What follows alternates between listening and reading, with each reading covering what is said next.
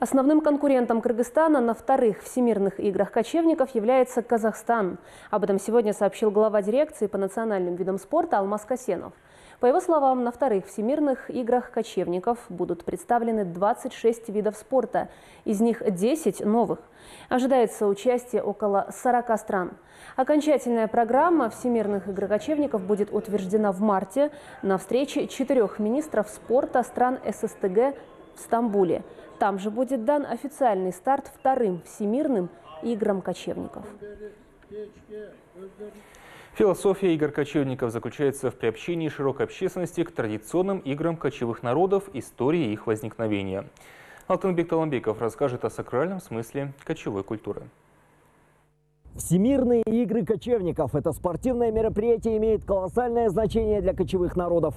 Этим играм уже сулят успех олимпийских. Но главная задача состязаний – это не только продвижение кочевых видов спорта, но и раскрытие загадочной и неповторимой культуры кочевой цивилизации.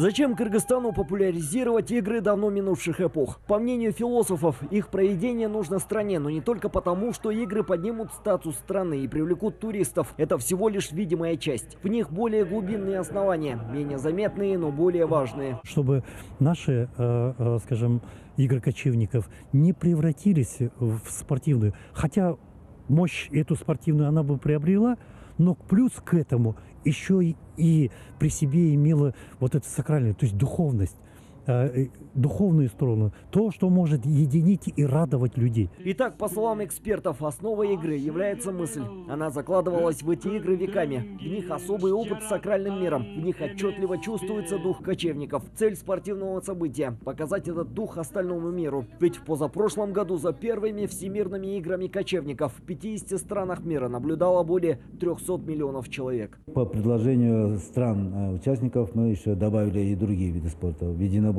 допустим, туркменская борьба есть, азербайджанская борьба есть, турецкая борьба есть, казахская крюш есть. Кроме этого, мы добавили стрельбу лучников из традиционных луков, салбурун есть. Будет представлена очень интересная конно-спортивная игра, связанная с метаниями копий. Она называется «Джиит». Это Турецкой Республики. И я не думаю, что наши спортсмены будут здесь первыми и так далее. Но я повторюсь, мы такую задачу и не ставим. Традиционные игры вырабатывают в человеке особое отношение к себе и к окружающему миру, рассказывают эксперты. Участвуя в них, человек подготавливает себя к тому, чтобы быть готовым не только охранять и сохранять, но и развивать пространство, именуемое культурой. Эти игры оттачивались веками. Ныне же духовная ситуация не только в Кыргызстане, но и во многих тюркоязычных странах мира под вопросом, отмечают ученые-тюркологи. И по их мнению, этот кризис возникает из-за прерывания традиций прошлого и подражания культуре других. Алтынбек Таламбеков, Сиязбек Нурманбетов, Общественный Первый канал.